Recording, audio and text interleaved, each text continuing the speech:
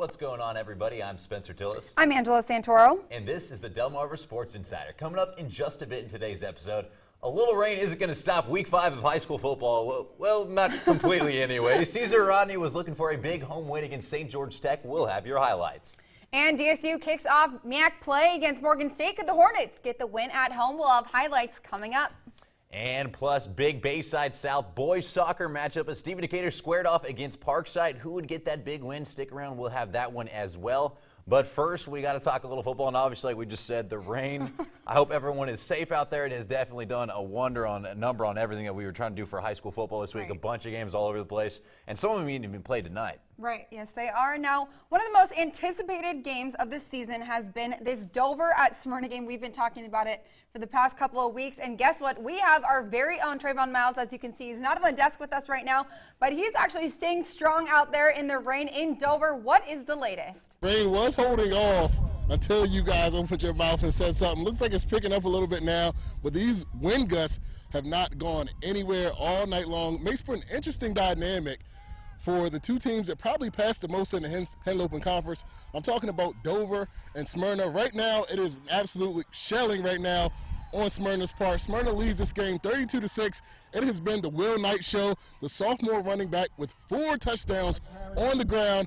As you can see, it's hard to throw right now in these conditions. Smyrna's finding a way. We know how dynamic Dover's offense can be, however, so we'll see what they have to do in the second half and the adjustments they need to make. Of course, we'll have all your highlights later on at 10 and 11. I'm going to kick it back to you guys right in the studio. I appreciate that, Trey. Definitely looks like that is going to be a good one right there. And I tell you what, we had a number of other games that I didn't think were going to be very good going on today, and there's one big one that we got to talk about. Easton at home against Kent County. My goodness, nobody saw this one coming. Check out some of these highlights right here. First half of the game right here, and the drive gets capped off, an 80-yard drive with a 5-yard score off the right side by JoJo Marsco. He had himself a huge day. Easton still up 7 with under a minute to go in the half, and then this happened. A wild snap, and the Trojans take over on the 11 after they come up with the tackle right there. Just 3 plays later, and Steve Currian takes it in for the QB keeper right there and made it 6-7 at that point. Tough one to see. It was actually a question whether his knee was down, but this is the play that has a lot of people talking right now. They go for 2 on a fake. Green, Marquand, gets to the outside right there. Looks like he's in. He is called out of bounds. They take another look. I mean, you can call that a makeup call. You can call that a bad call, whatever you want. But either way, Easton ends up getting the call right there. And then we would go to the halftime with the Warriors still up. 1 second half, Trojans going for it on 4th and goal from the 5. Green gets it, makes a couple guys miss, but he can't dodge them all. He gets stopped, and they would turn it over on downs. Late third now, Currian back to pass, avoids the sack, and lets this thing fly deep down the field. Green comes out of nowhere and makes the spectacular catch, but it would be called back because of a holding call. And then it looked like this might be it right here. And Easton, they just went on a ridiculous drive. How about this? They ended the game a 9-minute drive. Started inside their 20, ended on Kent's 15. They ate up the clock, ran it out, and Easton pulls off a monster upset, edging Kent County, that is, 7-6. The whole team executed very well. Offense held the ball as much as they could. Defense shut them out 6 points when they averaged the boatload of points per game. But the coaches and the offensive line and the defensive line was what did this today. Hey, man, that man never lied right there. I'm going to tell you what, he had himself 198 yards, 47 carries. I was joking that he needed an ice bath, and they came and they dumped a bunch of water on him right before I started interviewing him. I was like, I guess that works out. But a few things stood out in this game. I'll tell you what, Kent County, we've been talking about how explosive this team is, and the weather helped out a lot for the Warriors. I mean, they run between the tackles, obviously, with their big boy right there. And, you know, Kent County really couldn't take advantage of Green, couldn't really show Currian's arm, that is, in the secondary. The thing that really, really stood out, though, was that 2-point conversion call. Yes. That was absolutely horrendous. Like, he was clearly in bounds, and you're talking about a 2-point difference in a 1-point game.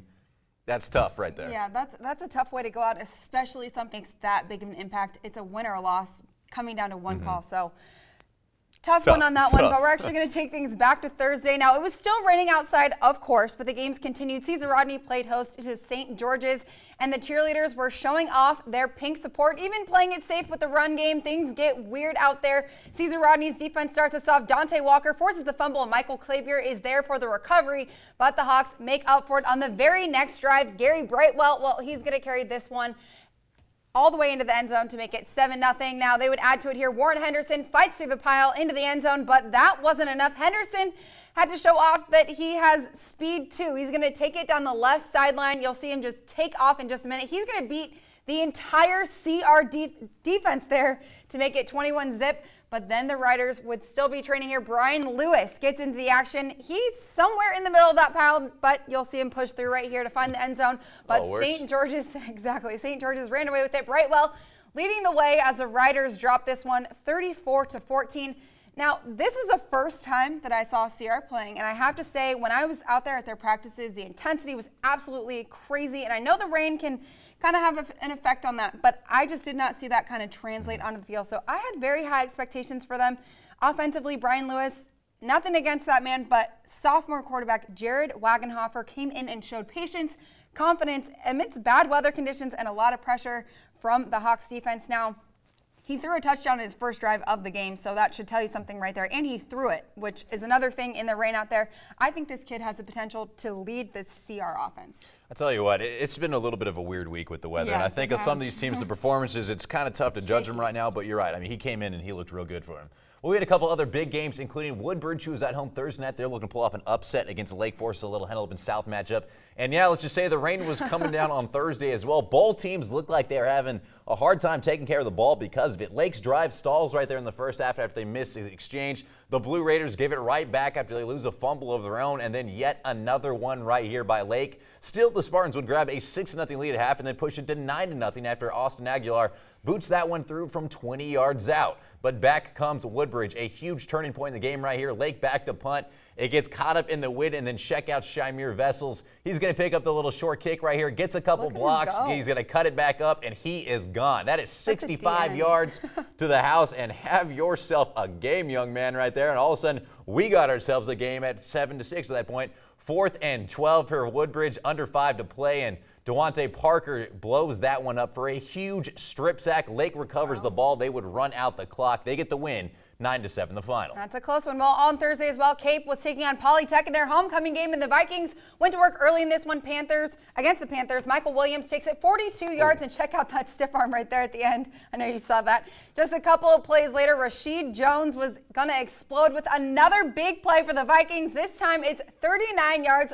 Oh, and a touchdown as well. The Panthers looked to get the stop, but the Vikings were not slowing down. Poly, though, trying to show some life. Jason Rigsby's back on the pass, but he gets slammed. Jeremiah Smack scoops up the fumble recovery, singing, "Ain't no stopping us now." Hey, all now, right. this touchdown is much better than my vocals, and so was Cape's dominating win at home over Polytech, 47-zip the final. It's going to be a rough year for the Panthers, I think. Well, Indian River was matched up against Seaford. Both teams looking for that first win of the year. The Indians jumping out in front early on. George Martin cuts that one back upfield, gets a couple blocks, couple missed tackles. He takes it in from 25 yards out for the score. Very next drive, and they're doing it again. This one's Isaiah Morris. He gets it on the in and around, and he has lots of space in front of him, able to find the end zone as well. IR then putting this thing away real early. Gerald Foreman right there. I love your grills, and I love that run right there. Rumbles in from 7 yards out for the touchdown.